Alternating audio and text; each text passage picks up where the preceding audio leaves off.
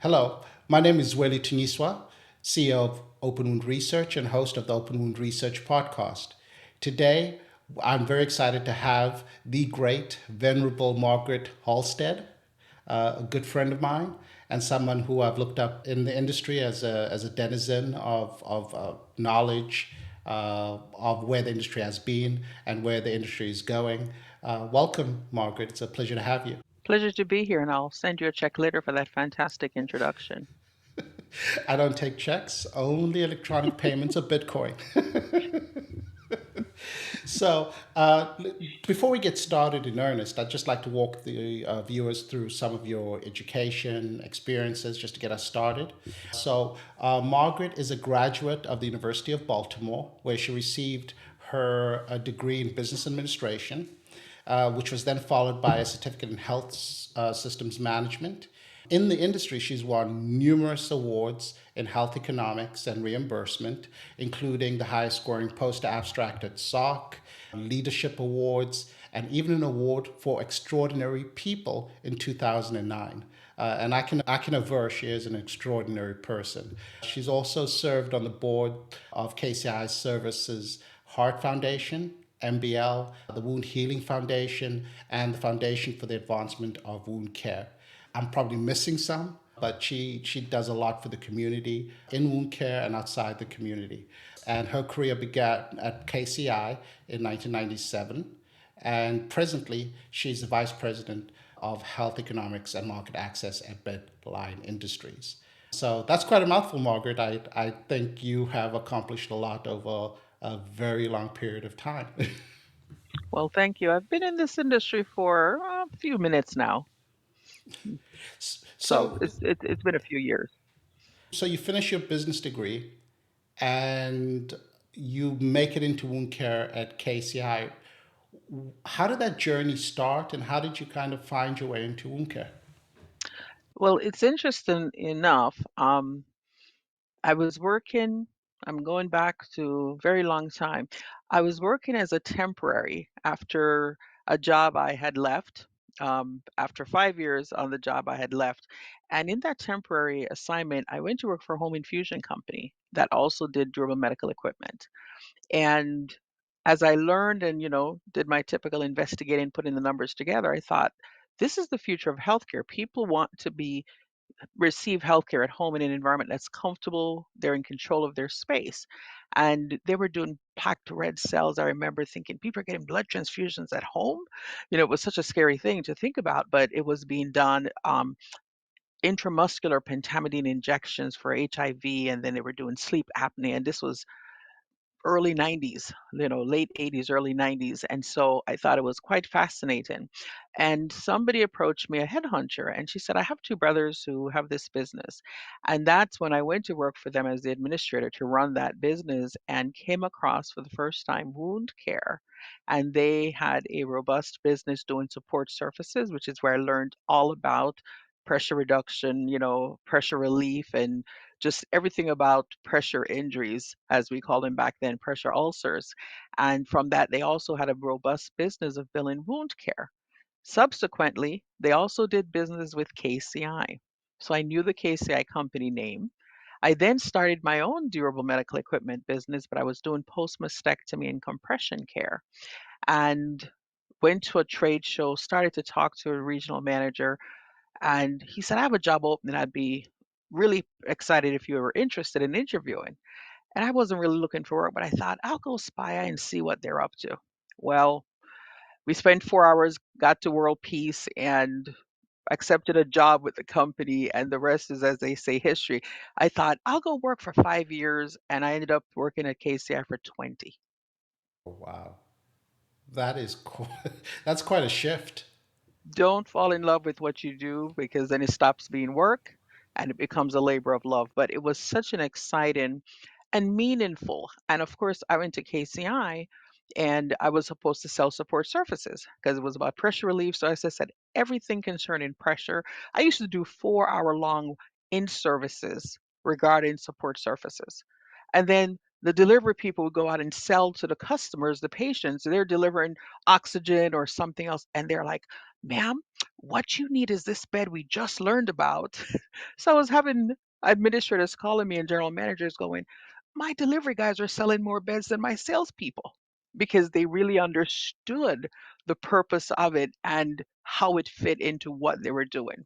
And so, of course, quickly, that was 1997, I started with KCI, quickly transitioned into doing negative pressure wound therapy. And KCI had a tagline of being the clinical advantage, and I really have to say they were, because they provided an excellent education about the clinical merits of what we're doing, how they fit into that continuum of care. And so we had a really excellent clinical education as sales reps that you really had to know your clinicals. And so that's when I really got to learn about levels of evidence, the importance of, and case I was one of the best at putting the money into doing research to prove the cost effectiveness and value of their products. So at that time, were you working primarily out of Maryland? I believe was your home state. Worked out of Maryland. I covered 5 states. So I used to, get on a flight, get in the car, and every other week I was traveling to someplace. But I covered Maryland, Virginia, parts of West Virginia, DC, lower Delaware, as we would say, and even parts of Pennsylvania. So that was my territory in the very beginning. And then the business started growing. And here was the challenge. At the time in 1998 is when I first started selling negative pressure. We were charging people $84 a day in nursing homes, which was like a majority of their money, their daily rates from the insurance payers. So how are you going to sell and talk somebody into doing something that is the majority of their money, on a daily basis to do this therapy? And so the health economic value proposition really became important that you understood and you could demonstrate to them that investment was worth doing because of the benefits to the outcome to the patient. And we couldn't have sold it except it worked like nothing else. It did what we said it could do. It was healing wounds, it was closing wounds, it was literally saving limbs and lives of patients. And when you get to be part of something that amazing, like I said, becomes a labor of love. And so that is when the clinical understanding of, how wounds, the skin, the integument system, and then of course having a therapy where we were discovering all of the science. We didn't know the full science behind it until 2008 when Saxena and Dr. Dennis Orgel and Saxena published, that whole piece about microstrain and microdeformation of cells. And from there, which is a very heavy clinical, we say if you're having insomnia, this is the cure. Just read this. And you had to read it like 6, 7, but the 8th time you started to get some sense out of it before you could even understand, because it was MIT and Harvard who did the paper. But again, good, heavy, meaty, science and the clinical outcomes that nobody could, argue with because you come back 48 hours and you could see the difference in the wound. No, that's brilliant. And I mean, I think the regulatory framework for wound care really came into effect probably 2002, 2003, and started sort of increasing over time. What did it look like before 2002, 2003, and how did it change over time? So I remember in 1993, 94, where you had a couple products. That was when wound care was just starting to come into its being and getting some cleaning up actually, because there had been, some other craziness with wound care kits, which apparently are trying to make a comeback. People do not go back to wound care kits. They're still illegal. Um, but that was a big issue. I remember, I think in 93, the government had just kind of cleaned up, but there was a company called Dow Hickam. They made Sorpsan and Flexan and Carrington gel. I mean, Duoderm came on the scene, and we were quite excited because back then it wasn't WOCNs, it was ET nurses, intrastomal therapists, and they're worth in gold because they were just hard to find, but people who were so dedicated to this thing because as you said, there just wasn't a whole lot available. And so those ET nurses that we used to call them were the ones who really decided to dedicate themselves to this field. And as in Maryland, they used to meet, in somebody's home because there was just no respect being given to the group of people at the time because it was still so very new. But we had a few products, and then we kept getting more products added into the mix. And then 1993 is when negative pressure was invented, taken to Europe. 95, it got cleared, and the world changed, like I said, after that, because around 98, 99, and the CMS gave it coverage October 1 of 2000. And everything changed, and it was never going to be the same again when that happened because it truly revolutionized wound care. And from there, like you said, it continued to grow. And so, in the period, in the period prior to, let's call it 2000 and 3, 2004, what did the community of researchers, practitioners, well, you've talked a little bit about that. It was these nurses were starting to come into the fold. Um, the research side of things, and you had mentioned earlier, 2008, there was a seminal paper. Had there been a lot of research activity prior to that that was aligned to industry, or was most of it kind of theoretical? Now, I remember The Hazards of Immobility was one of the older papers that were done that first created the industry for the beds and, pressure. I used to say pressure relief, pressure reduction. Now later became support surfaces. So that was one of the few things there. That market was being created also by KCI at the time with the beds. Come 1999, I think, is when Dermagraph had done skin substitutes.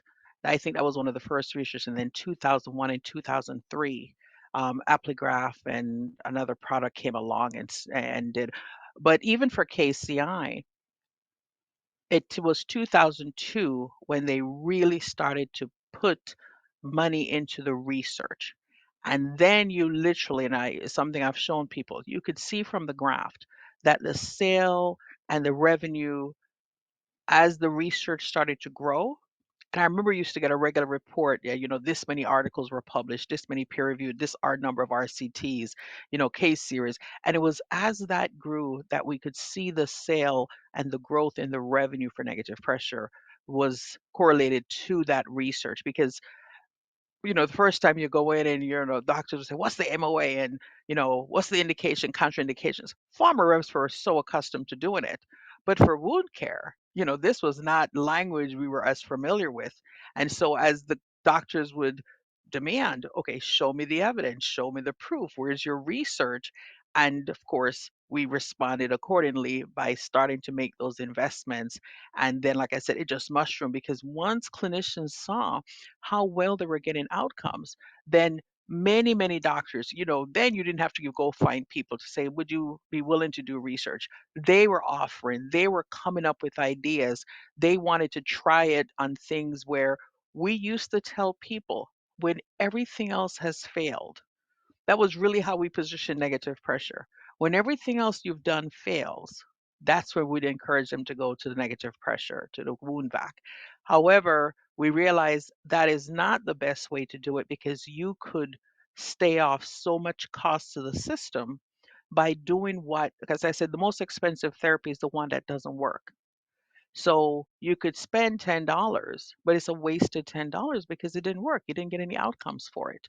And so we realized, no, do what works the best to solve the problem because by doing so you reduce complications for that patient's infections, which can lead to amputations and even death. And so as we saw how well it worked, then it became the first line of treatment, not that last resort to try and salvage the limb and the patient.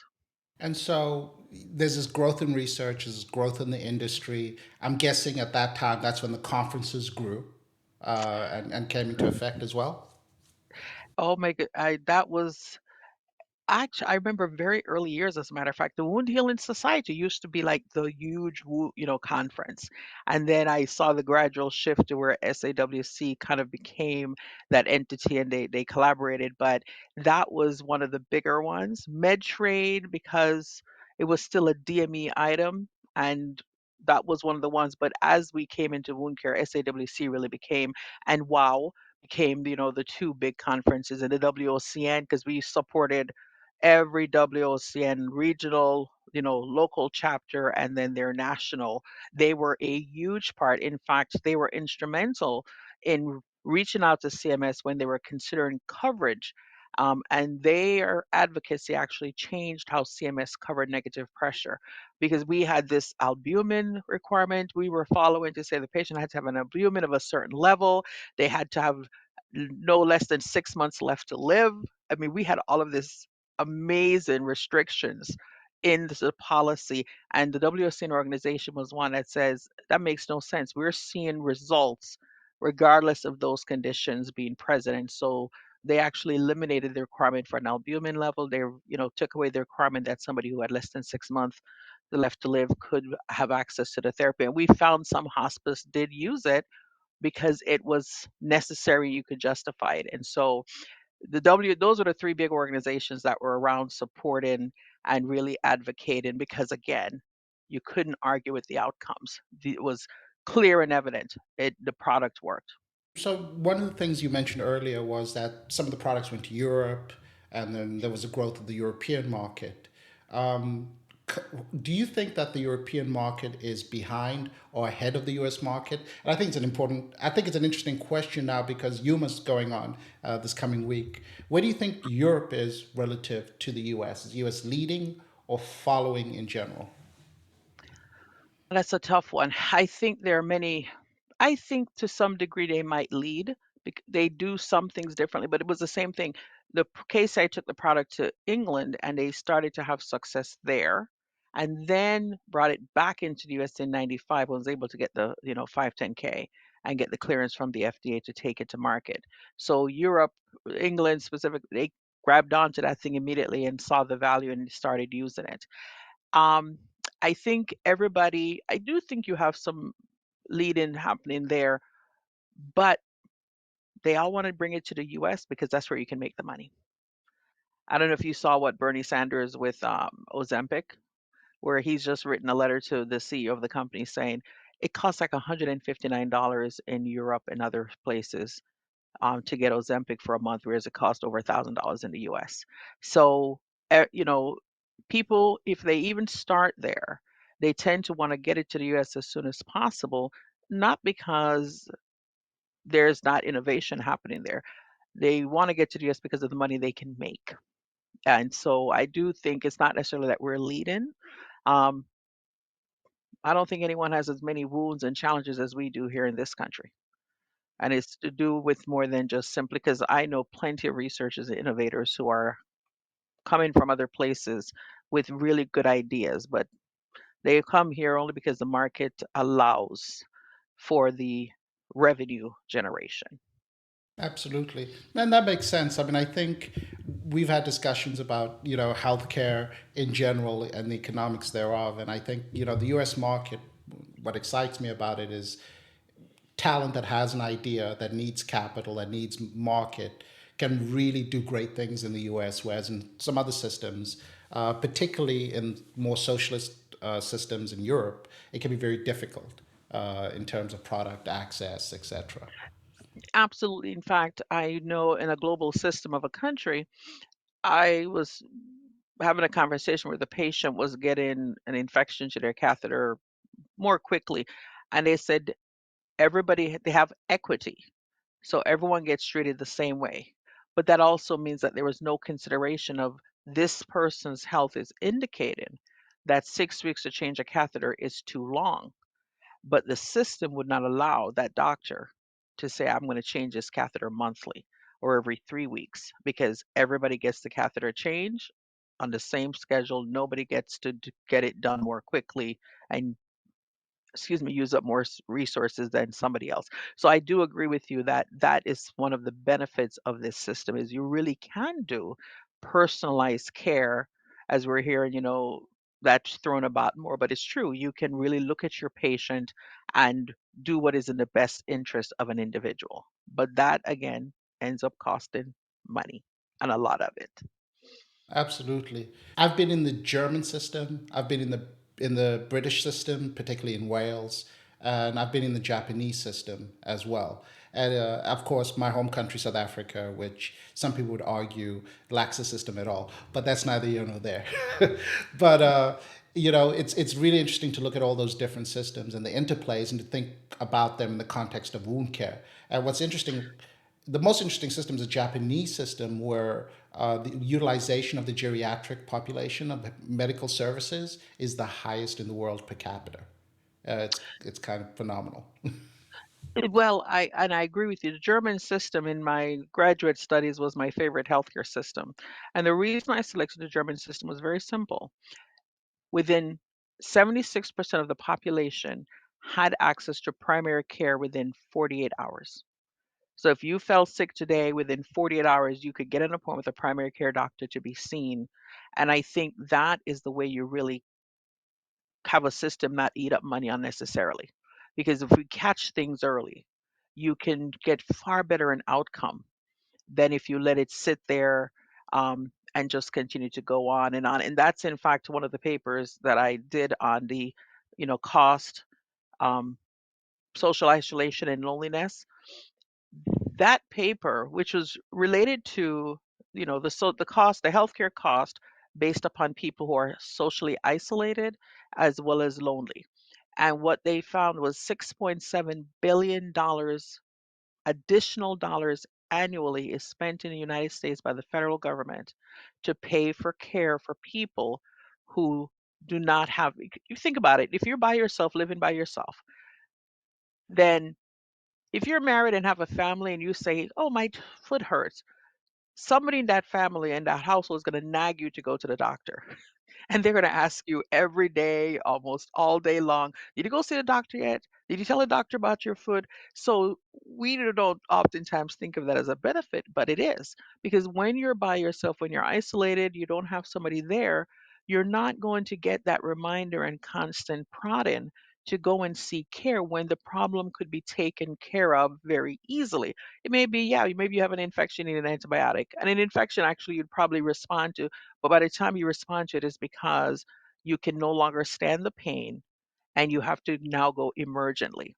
Or if you're isolated and you have nobody in your home, if you do have a medical situation after you get treated and you're being discharged, you have nobody at home to care for you to make sure you adhere to the medication, the exercise, the things you're supposed to do, and you just don't have the help you need. So we have to now put you in an institutional setting for your recovery versus you could go home and family members could help, which saves the system a lot of money.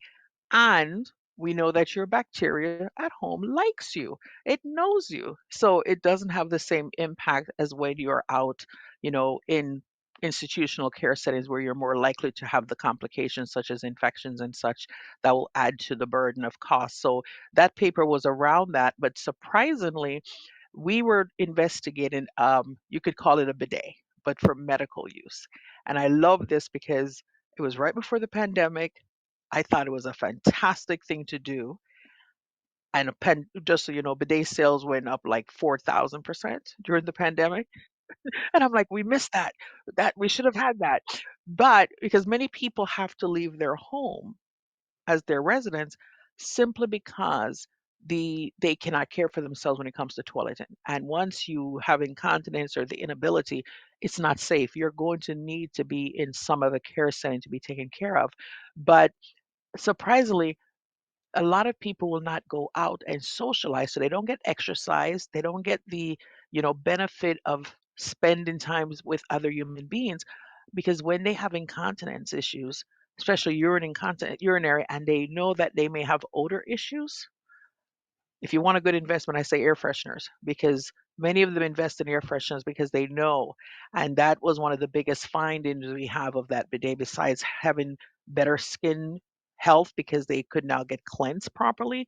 They are not able to do it as well as many people would like. The dexterity, twisting, turning, those kind of things might be challenging, but just having better odor made a huge difference if a resident felt comfortable going down to dinner, going to participate in activities, participating in games with their friends, whether it's playing poker or something where You're gonna have to sit in close proximity to another human being, and nobody wants to do that if they know I may not have the freshest, aroma associated with any. And that's the same for wounds.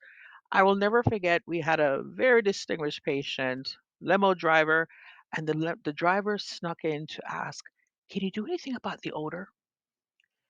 And you could tell the poor person was suffering. And a couple of years ago, we had a meeting where CMS had some representatives present, and that was patient's number one request. And of course, they said, "Can you guys do anything about the odor?" And I said, "Well, are you willing to pay for it?" Because, for us to go and do all of this work to help eliminate odor, which we do have some products that we are putting that as part of the focus, not just that the dressing do all of the things that we know a good dressing should do, but can you do anything about eliminating and decreasing the odor associated with wounds? Because indeed, patients are very concerned about it. And you can imagine nobody wants to go out in public knowing you don't smell your best. So, how do you then get them to be active, which we know is really good for everyone's health?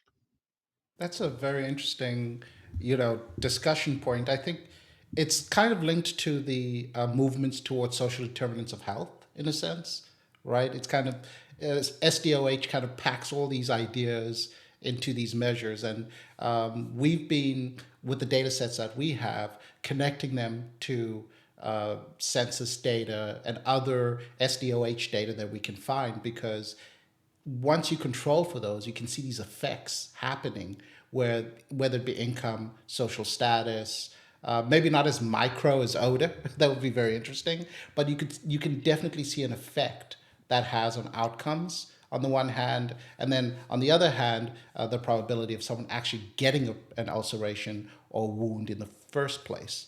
Uh, so you were presaging that work quite a long time ago.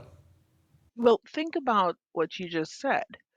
If we're really looking at social determinants of health, and more importantly, what we called PROMs, patient reported outcome measures, they're probably more important than much of what we think we're doing. And I think it's Dr. Paul Kim who tells this story.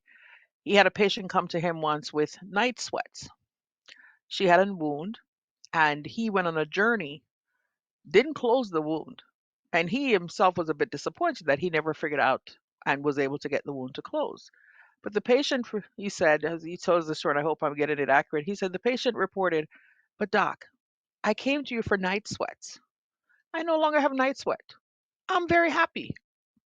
She could care less if the wound closed or not.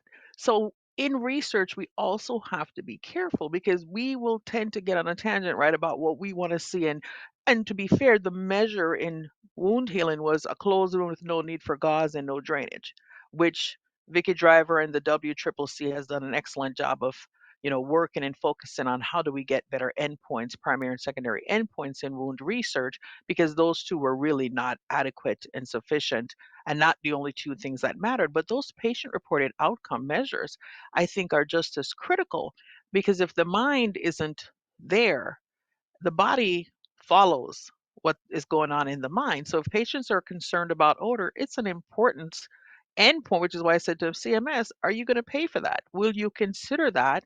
And in this case, the FDA needs to consider your patients, the patients themselves are concerned about odor. Why don't we give more, you know, importance to that? Because that's who the sufferer. We should pay attention to what's important to them. Some wounds, like I said, the data suggests we're only going to heal about 30% because if you have an ulcer, which is from other internal factors, are we really going to ever be able to solve all of it? Probably not, but can we make it something that somebody can exist with and, continue to enjoy a reasonable quality of life? I think that becomes really important. And that's the challenging part because is it going to be paid for? Is it going to be covered? Because unfortunately, in this country, if it's not paid for and covered by health insurance, we've not we're not of the mindset to put a lot of our money into our own healthcare, unfortunately.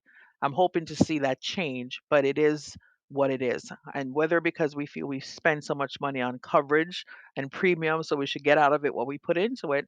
But I think those patient reported outcomes are truly important because that's when you're going to have real good engagement from the patients being willing to, adhere to the plan and do what they need to do because they see the benefit to their quality of life and the value in the outcome they're getting for the use and investment in the product.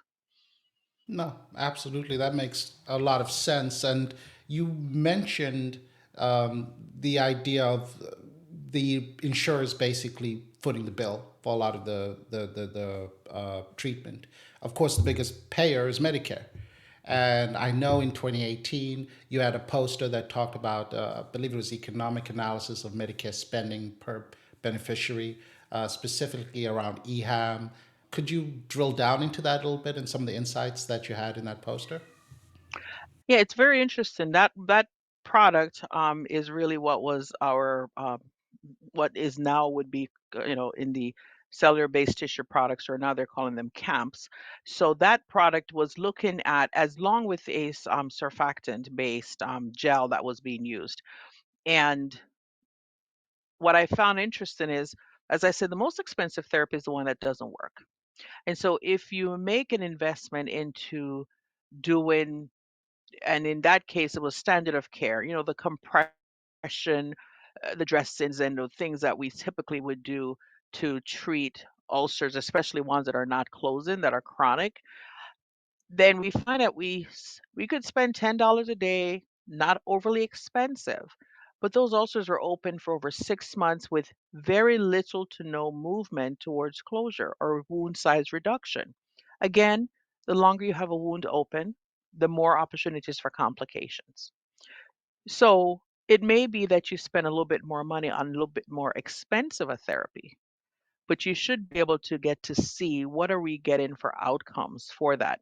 I like to use the cost to reduce 1 square centimeter of a wound, because if you think about that, I don't kind of care if it's costing me $100 or, you know, $200.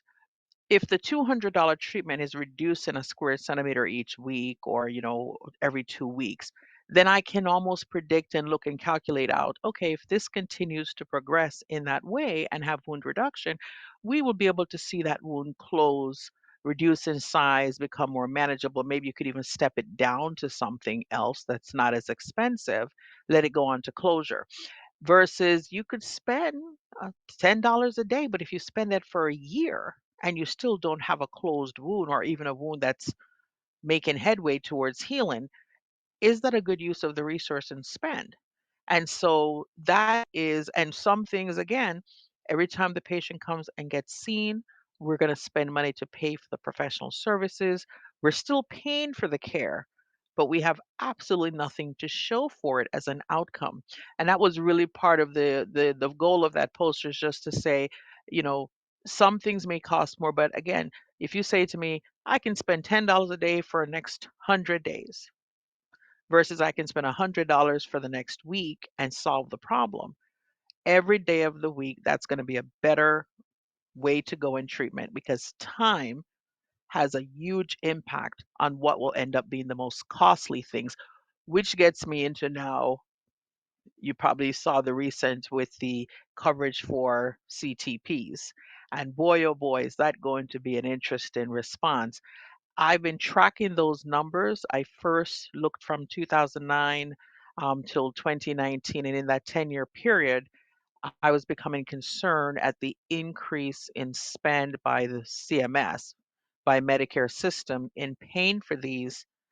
And yes, there is an increase in the number of people because the baby boomers are aging, and now they're going to be starting to turn 85 in the next 5 years, and that's the group that uses up most of the Medicare spend. But if we are paying for these things and we're not seeing closure, or closure that's going to stay put for a couple of years, because I also love to measure in research how many ulcer-free days did the treatment provide the patient. And I was pursuing at one point with a large insurance company. I wanted to look at, somebody went from the time, pre-index them to say, okay, ulcer-free up to this point, they get an ulcer, what's used to treat them, looking at all of those different treatments, their cost, and then see from the time you resolve the issue, you get closure, the wound is no longer there. Well, how long do they have, whether you put that in a 12-month period, that they're ulcer free thereafter?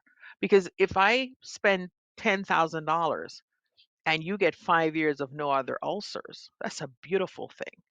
But if I spend $100,000 and then next year you have the same ulcer reoccurring, that's a lot of money for very little, long-term outcome. And so that's where I think this really needed action from the government, because we're paying for these things and they do work, but for how long? Is it sustainable that we can keep paying? Because as you've seen, they've just become more and more expensive. And I don't know if the more expensive things are any better at getting an outcome than what existed before it. No, and that makes sense. I mean, we had the LCDs that came out last year, and there was a whole battle around that on the two Macs. And in the past week, we now have eight Macs who coordinated pretty much the LCD. So this is obviously top of mind for them. And we've seen the data around the growth in spending. And again, to your point, they have a fiduciary duty, and the market's going to generate products if they see an opportunity, which this is capitalism. This is how this works, and we go through the discovery process. I guess some of the interesting thing about the LCDs that I read was the use of research and how they classified research between things that had strong evidence, weak evidence, and no evidence at all. Have you seen something similar when they've been demarcating whether to pay or not, where they play this game between strong evidence, weak evidence, no evidence, and how do companies that perhaps have a good product but no evidence get to a point where they meet those requirements? So I know a lot of founders who have great ideas, and I think it has to become part of the business plan, especially in certain areas. This has, you could play without the evidence, as you mentioned, for a long time, but I don't understand. And we're going to see the numbers, and they're there for some of the companies who are made remarkable number of sales. I mean, unbelievable number, revenue generation based on their product usage. How can you not put that money into coming up with level one high quality evidence? I mean, I remember I advocated for 21st century cures, didn't think we would ever see that bill, but real world evidence was one of the big things we felt, because I'm a comparative effectiveness research that basically says, let's live in reality. We know when you tell a patient to take a pill every day at the same time, they may or may not take it. So when people take the medication the way they feel, do you still see an outcome? Because we need to know that. Is it really true that you're not going to get the benefits if you don't take the medication on time, or do we find people take it any which way and they still get a benefit? So I'm a big fan of real world evidence. That being said, how can you justify that you brought a product to market? It's having good sales, and this goes back to the negative pressure. Negative pressure didn't have very much evidence in the beginning. It had a few pig studies, and the trends were good. They were encouraging. But like I said, KCI put millions of dollars into the research. And still, that product enjoys having one of the best, most robust research publications, peer reviewed. It's probably been the most researched product in wound care history. And so it will have the longevity that it has, because you can't argue with the outcomes are there and the research quickly followed. Like I said, that revenue generation was correlated to they were generating the evidence to answer the question, so clinicians could really be comfortable and know I'm not just doing this thing, but I have good science behind me, and I have the research supporting that what we're doing and the outcomes, and then helping others to say what's the best way to treat different wound types with this new technology. I think it's irresponsible not to do it. And if the system allows you to not do it, this is a capitalistic system. Purpose of being in business is to make profit. I think most people would say, why should I bother? It is a differentiator. It's a competitive advantage you can give your product.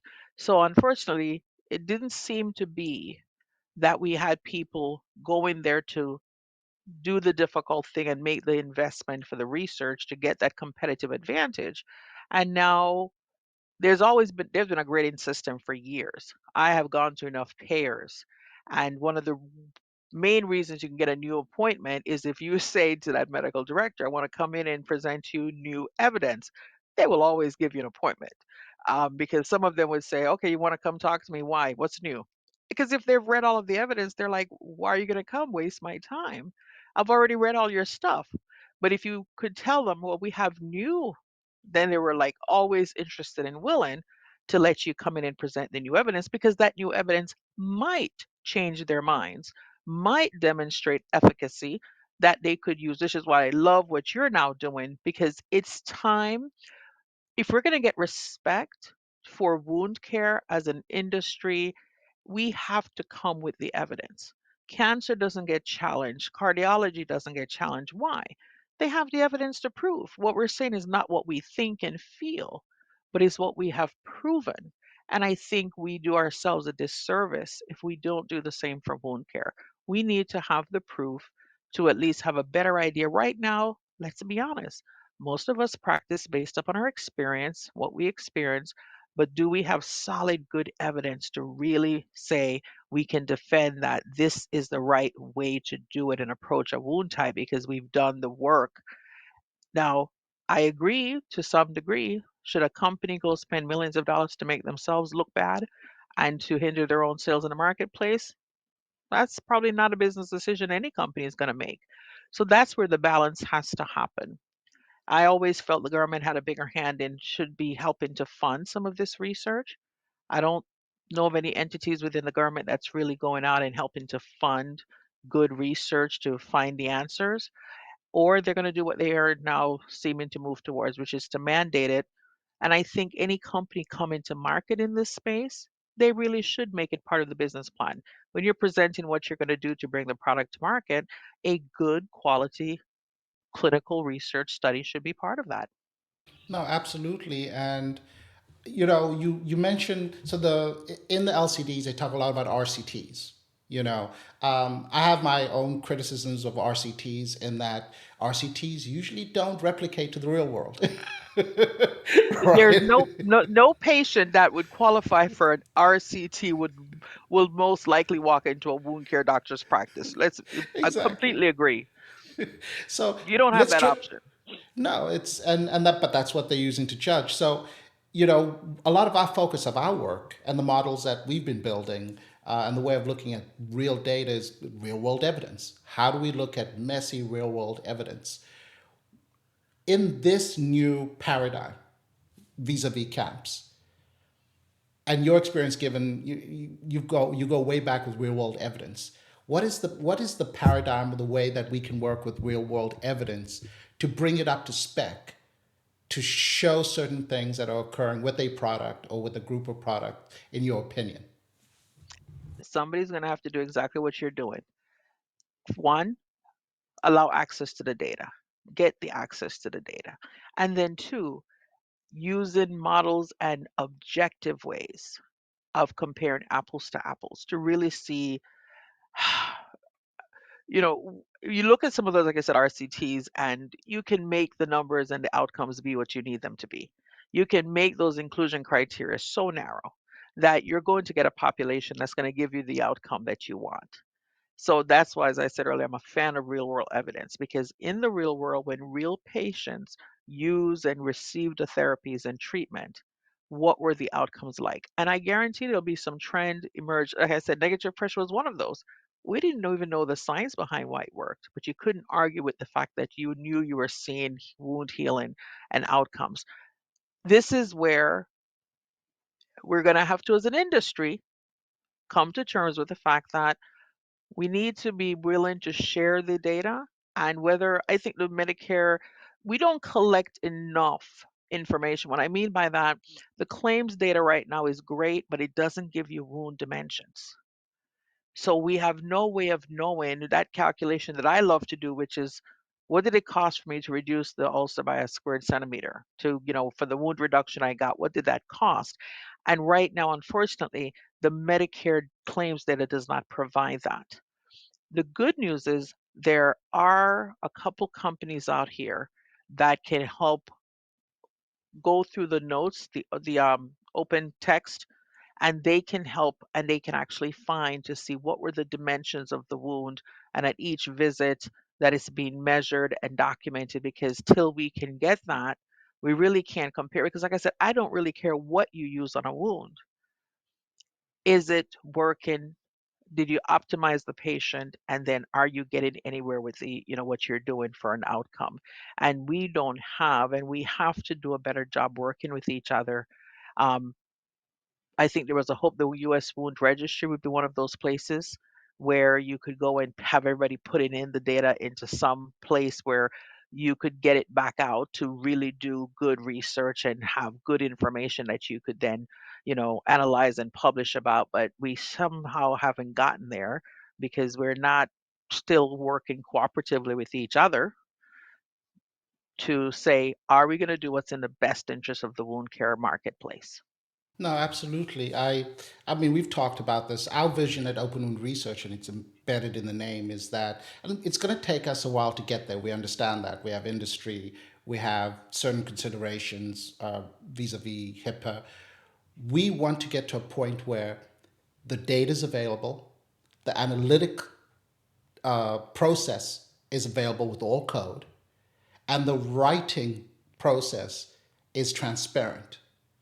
And when we issue a paper, we issue the paper in the traditional sense, but we also have a GitHub repository where we say, hey, if you want to replicate, knock yourself out. You have the data, you have the analytic code, and you have a way to replicate this from top to bottom. We are seeing this in physics, mathematics, the hard sciences. Um, I think what would make wound care really even jump ahead of cancer and some of these luminary specialties is taking that plunge in the mid to long run. And again, I'm sensitive to industry. I'm sensitive to these other considerations, but that I believe is what will set us apart in the future. I completely agree. And that's where, and here's why I'm still optimistic and excited. We're not going to see a decrease in volume. So many things about how we live in this country and around the world. We have an aging global population. As you age, your mobility is decreased. And unfortunately, in this country, we're not doing a better job of, taking care of ourselves to be in a more have more vitality as we age. So you're going to continue. Just the baby boomers alone, who started turning 65, 2011, they're going to continue that till 2029, and they start to hit 85. So you're going to have enough volume that everyone can have their fair share of the pie. We're going to have probably too much volume. We don't have the capacity. Nurses are leaving the practice in droves. So we have so many other things to do to manage that. Finding things that work and investing in them and being open about that, you're not going to be short on volume that we are all going to have our share of the pie to treat. So I completely agree with you. We have to get there, because till we prove it, we can't keep going back to the payers and others and the government and saying, hey, you should continue to pay for this. Why? Prove to me this is worth paying for. And I think that is someplace, CMS struggles, because FDA clears something, you know, it's a rule that says it's it's Part B schedule. It's still the Social Security Act, so it's going to become interesting, because I think we're going to see probably some more clamping down, whether or not they have to change language of the Social Security Act to make it possible, because it's not sustainable. You can't just keep paying for everything that comes out there and says, I'm a product, I've got my FDA clearance, but I don't have any evidence to support. Is this better than what was there before? And we cannot continue to do me too. We need to innovate and have things that really changes. Like I said, I keep going back to negative pressure, but it was one of those things that really changed the marketplace and the landscape forever in a meaningful way towards getting better outcomes. And that's needed. We are nowhere near there, and we have to, like you say, get to that point where we can get the respect. Otherwise, we'll never get the respect. Wound care will never get the respect it needs unless we do the hard work. Absolutely. And um, we have about 8 minutes left. We are here in the fee for service world, and we really kind of talked about the fee for service world. You know where I'm going with this. Medicare by 2030 wants, I forget what the percentage is, but like 60, 70% of its payments to be within some value based system. Wound care, value based. This is going to take a lot of gestalt change in wound care as we move towards there. I know. What do you think about this movement towards this value based world? And what have been some of the insights that you've received recently? I think as a taxpayer, I'm supportive because, as I said, you have a math problem. You can't deny the math problem. You have increase in volume of patients with need for care, and we don't have unlimited resources to provide that care. So how do you spend the money on things that doesn't work? So that being said, I use the when I explain to people how healthcare works, I said if you bought a TV and you came home and you plugged it in and it didn't work, would you go back to the store and buy another one till you eventually purchase one that did work? We would never do that. But in the practice of medicine, it's kind of what we do. We do the best we can, and regardless of the outcome, we still get paid for doing the care we rendered. And we keep trying things still, something may work or the patient gets frustrated and go elsewhere. So I think that goal of doing value-based care I remember 2008 or somewhere right after there, that was proposed to CMS with negative pressure because the confidence was there to say, we will take payment based upon outcome. The Medicare system is not set up to do that today. It may get there, but now 51% of traditional Medicare beneficiaries are now managed Medicare Advantage. That's another trend that the handwriting is on the wall because the commercial entities may have a better ability to manage that based upon bundled payment, outcomes base. So it's going to happen. It can happen to the wound care community, or we can help to shape and frame and be at the table, part of the discussion with the evidence for how do we help to guide that in a way that makes sense. So I agree that something has to give because we have a math problem we have to solve, and we can do the heavy work to make sure we have an industry that is reasonable and we continue to encourage and see innovation and we have access to treat the patients. And again, purpose of being in business is to make profit. It's not a dirty word. And I don't begrudge anyone who comes up with a great idea being able to get that into the marketplace and to make profit from their ideas. That's the backbone of this country. But it has to be reasonable. And I think we have all seen and as we look at the numbers, we're like, oh my goodness, this is not sustainable. This is not reasonable. We have to do something different. So that takes me to my last question here. So imagine a world, and we've asked all the guests preceding you this question. If you had infinite time and resources, and you had a wound genie that could grant you any wish, any single wish, as it pertains to wound care, what would be your wish? I have two things. Can't talk much about either one because I'm working actively on one of them. I want to be, and like I said, I think the WCCC has put a lot of work into this, the wound care collaborative communities, and it's a proper way to objectively measure wounds, as well as when you evaluate for pressure injuries. Excuse me, we don't really have a good way of something reliable besides the person in what was the wound, what are the dimensions of the wound. So I have an idea, actually had a prototype drawn for me, and then my computer crashed and I lost all of my stuff. But I would love for there to be an objective, doesn't matter a patient's positioning or the individual's training that you could, so you could really have accurate measure each and every time in this research as you do it, right? And as you go in and say the wound reduced by this much, the wound volume, the area, whatever. So that would be something to do that. We have several products on the market. We're getting there. We're starting to see more innovation. of things that can accurately with AI and other things identify the tissue type and help you to stage a wound properly and you know do all of that. The other one is around pressure injury prevention. It's up to $150,000 to manage a stage 3 and 4. We also know the mortality and morbidity is higher when you get to those later stage.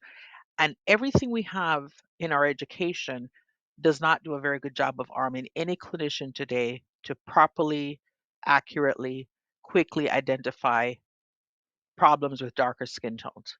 So I'm actively working on a fix. I want a high tech that's actually a low tech solution. It will have a lot of technology, but it should be as if there is no technology in it, so that anyone and everyone interacting with the patient's skin can objectively get something to let them know when trouble is brewing, regardless of the skin tone, because that area, high, mortality rate of people who die related to complications from pressure injuries.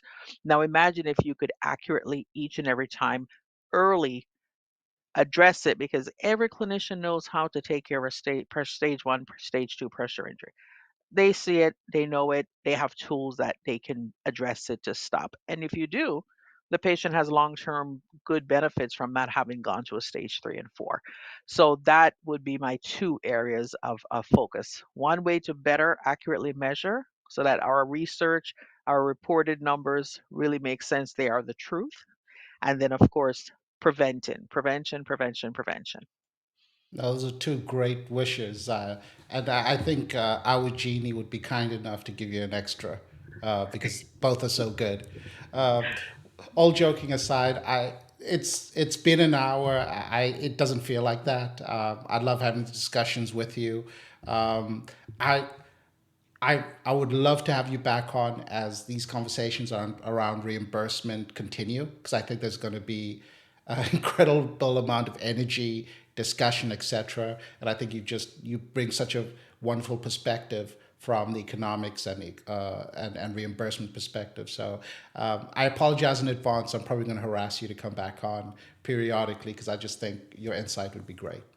No, thank you so much. And certainly my pleasure in being here. And as I said, I'm just excited and looking forward to this very needed area, having somebody focus on, you know, providing what we need. So thank you very much. Honored to be here. Thank you so much. And viewers, that is the great Margaret Halstead. Absolutely fantastic. And thank you for your time.